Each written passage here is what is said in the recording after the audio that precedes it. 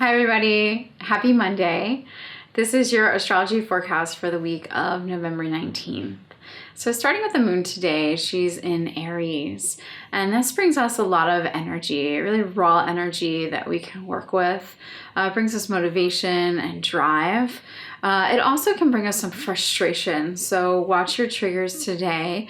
And if you feel yourself feeling a bit restless, go for a run, do some yoga, move your physical body, get yourself sweating, and that will help you because we want to really harness this energy and direct it rather than it attacking us or others.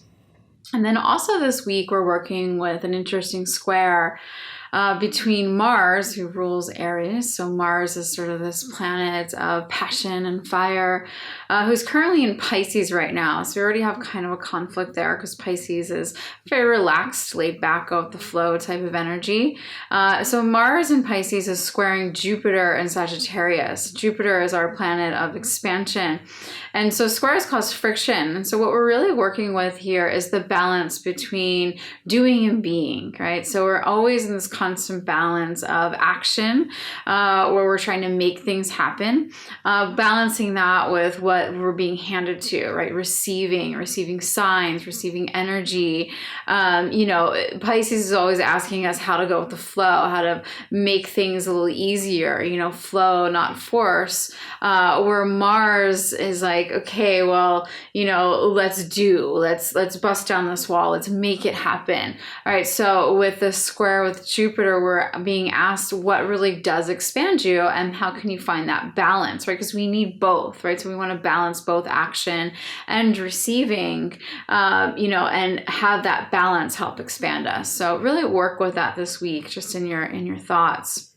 And then tomorrow we have the moon moving into Taurus midday, providing us some grounding, right? So Taurus brings us grounding, creativity, stillness. So it's a great time Tuesday night and Wednesday to find some stillness and peace within before we do move into more of the busyness and craziness of the end of the week with the holidays. All right, so feel into that. And then also Wednesday is our last day of Scorpio season. So it's a really great day to just kind of reflect on what this energy has brought you over the last 4 weeks, what lessons you've learned, how far you've come in your journey with the help of Scorpio, all the ups and downs that she brings us. It's also a great time if you did the full moon in Taurus workbook, since the moon is in Taurus. It's a great time to kind of just reflect back on the practices, where you were, where you are with them now, how you're working with them. Also a great time to reflect back on the intentions and the questions, the journaling prompts you answered in the Scorpio workbook. All right, so try and take some time on Wednesday to really just reflect on the journey of Scorpio. And then on Thursday, we enter Sagittarius, right? So the sun leaves the, depths of Scorpio and brings us to Sagittarius, who really widens and broadens our perspective. So it's still a time of growth, but it's different, right? We're seeking outward inspiration. And so we'll have that occurring, Thursday morning. And then by the time we get to Thursday night, the moon will move in Gemini, and we'll have our full moon at 9:39 p.m. Pacific time. So for those of you Central Mountain Time, Hawaii time, your full moon's on Thursday. For those of you on the East Coast and the rest of the world, your full moon will technically be on Friday. So just know that moons happen, like full moons exact, happen at the same moment of time everywhere. It's just that the actual time may vary. So what that means is that you can do your full moon and Gemini practices really anytime Thursday, Friday, or Saturday. So we have that available. You don't have to feel rushed to do them. This will be our first full moon at 0 degrees, right? So each constellation is, 30 degrees. So this will be the first of 5 full moons at 0 degrees. So the next 5 will be there. It's really interesting to see when this happens, because full moons are these release and these endings, and then they're happening at the start of the season, right? So they're really setting the foundation for the rest of the season. So our next 5 sun seasons, the first day or the second day will be brought this really powerful full moon. So just take note of that and know that, you know, it's a time to clear, and the next 5 months will be pretty interesting because of it. It also will cause some issue with the Moon Workbook, especially when we get to April. So I'll keep you updated on that. And then, you know, on Friday, just continue to enjoy this energy, continue to feel into the full moon, keep working with your practices. If you have the Gemini full moon workbook, you know, I have about 10 questions in here, so it goes pretty deep. You know, spend some time on them. You have some time with this moon. So, you know, really work with those. And then come Saturday, we have Neptune stationing direct. Neptune's actually been in retrograde since June. I have a blog on that.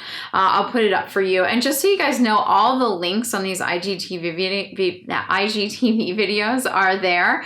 They're just up at the top. You just have to tap the title and all the links will come down. So I'll put the link for the Neptune retrograde blog up there for you.